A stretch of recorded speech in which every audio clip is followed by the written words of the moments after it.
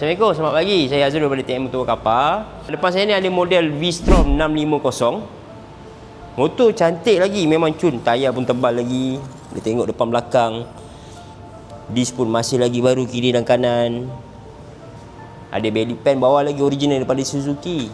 Ada radiator guide, ada box dengan dikekalkan dengan exhaust original daripada owner lama. Okey, nak dijual dengan harga 34,800 tahun 2022. Boleh masuk loan kredit kosong depo pun boleh, tak ada masalah. Bulanan selama 84 bulan RM690. Nak guna credit card pun boleh, EPP. Okey, sebelah ni pula satu juga V-Strom 650. Tapi banyak dia punya aksesori dia daripada owner lama. Ada crash bar, ada spotlight kiri dan kanan. Ada belly pan juga original daripada Suzuki. Ada radiator guide. Tayar pun masih lagi tebal depan dan belakang.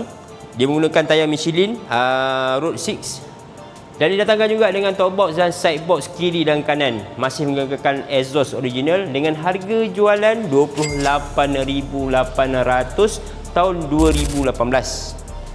Okey, sebelah dia pula V-Strom 1000.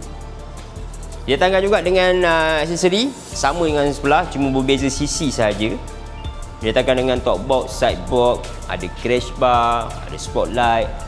Harga jualan 33,800 tahun 2014, register tahun 2017. Mana yang mencari untuk model V-Strom 650 dan 1000, boleh PM saya ataupun WhatsApp terus dengan saya. Saya Azrul daripada TM Motor Kapal SQ. Beli motor, cari motor, jual motor, cari saya ataupun sales team yang lain daripada TM Motor Kapal SQ. Jumpa lagi pada sesi yang akan datang. Saya Azrul. Bye bye. Assalamualaikum.